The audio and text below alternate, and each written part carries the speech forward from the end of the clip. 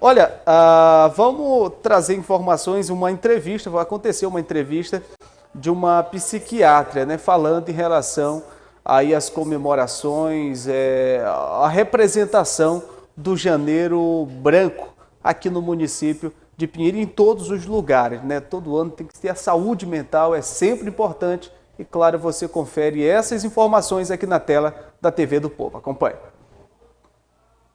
Na semana passada, conversamos com psicólogos para tratar sobre a saúde mental. Agora, chegou a vez da psiquiatria ser o protagonista na campanha do Janeiro Branco. A saúde mental é uma das nuances, né, da saúde do indivíduo. É um componente, né, que é tão importante quanto os aspectos clínicos, físicos da saúde. Realmente ganhou uma dimensão muito grande nos últimos anos. O fator mais positivo, com certeza, foi a diminuição do que a gente chama de psicofobia, que era um certo preconceito com os temas relacionados a adoecimento mental, que é um tema muito amplo, né? Porque o paciente de saúde mental é qualquer um de nós. É a pessoa que você encontra na farmácia, é o seu pai, é a sua irmã. São pessoas como qualquer um de nós que estão em sofrimento psíquico. E o sofrimento psíquico é muito amplo. Ele não tem uma cara, ele não tem um comportamento típico.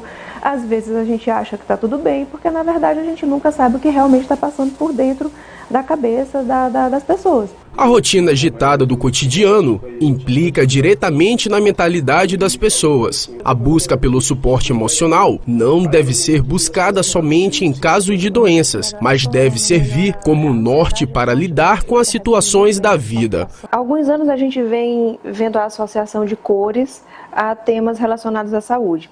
Começou, com certeza, o mais famoso foi o Outubro Rosa, relacionado à saúde feminina, à saúde da mulher, veio o Novembro Azul e isso foi ganhando várias outras nuances. Tem hoje cor para todas as doenças, todo mês a gente está celebrando aí 3 ou 4, que não é celebrar a doença, perdão, mas sim o cuidado que tem que ter, é chamar a atenção, divulgar aquela situação. Há alguns anos atrás surgiu o Setembro Amarelo, veio dos Estados Unidos esse movimento, e o foco do Setembro Amarelo é prevenção, discussão a respeito do suicídio, que com certeza é o principal evento, o mais temido, o pior evento em termos de saúde mental. Alguns anos depois, bem mais recente, surgiu o movimento de Janeiro Branco. O Janeiro Branco é um mês destinado aos temas de saúde mental. Então, eu diria que é uma coisa mais ampla.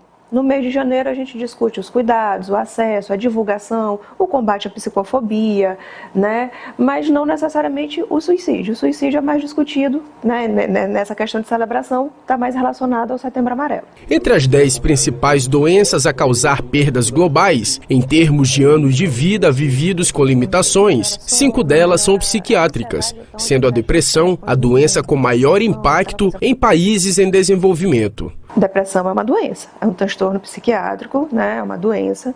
Na verdade, a gente trata como uma grande síndrome, porque ela tem muitas variáveis, né? Existem vários tipos de transtorno depressivo, mas a depressão é uma doença como qualquer outra. Certo? Multifatorial, quer dizer, a causa da depressão ela não é bem definida, não é causada por uma única coisa. Eu sempre explico que depressão não é resultado de problema, que é uma ilusão que nós temos, né? Fulano morreu, então a esposa está com depressão. Não, a esposa está em luto, está triste, que é um sentimento normal, que todos nós sentimos. A tristeza faz parte da vida, né? Nós temos que viver os sentimentos negativos tanto quanto os positivos. E isso não é doença.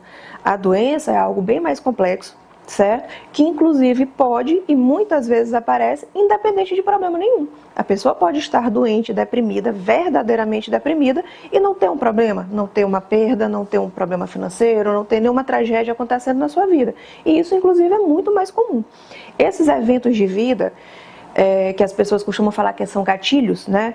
São eventos de vida, eles podem piorar. Eles podem agravar o quadro, eles podem fazer aquele quadro que vinha latente, que a pessoa vinha conseguindo camuflar, sobreviver, mesmo já estando mal, mas ela vinha funcionando bem no dia a dia, né, sobrevivendo. E acontece uma grande tragédia dessa e a doença emerge de forma mais grave e fica mais notória, mais visível, e a pessoa tem mais dificuldade para lidar. Isso sim, os gatilhos podem com certeza ativar as doenças que estavam ali, né, latentes ou se estendendo de maneira mais calma. Um dos desafios de saúde pública mais difíceis de nosso tempo é a luta contra o estigma em relação à saúde mental. Embora as condições de saúde mental sejam muito comuns em todo o mundo, as pessoas que vivem com ela, muitas vezes, sofrem discriminação e são tratadas de forma diferente. A psicose é um tipo de manifestação psíquica. A psicose é uma alteração grave que envolve elementos como alterações de comportamento mais sérias, alucinações. Então a psicose ela é aquele retrato do que você imagina o paciente psiquiátrico de antigamente, né? Era o que a gente relacionava à psiquiatria do passado. Só que não é só isso. Isso é apenas uma manifestação que pode estar presente em vários transtornos. Então várias situações psiquiátricas podem evoluir com sintomas psicóticos, certo? Que podem ser temporários ou permanentes. E existem as outras patologias não psicóticas, certo?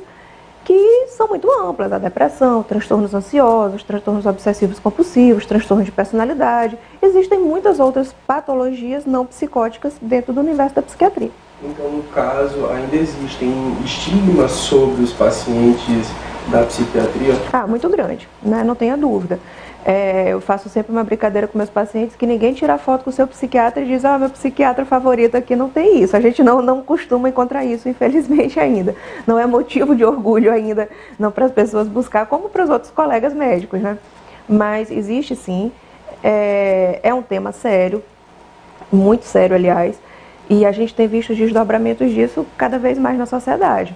Há 30 anos atrás, você não ouvia falar em suicídio, né? Era um assunto, era um tabu, você não tinha dados, você praticamente não conhecia ninguém que se suicidava, era uma coisa distante, era uma coisa rara, né? Era um evento que ninguém tinha a gente mal tinha dados, né? Porque até os atestados de óbitos raramente chegavam com alguma informação que levasse a isso.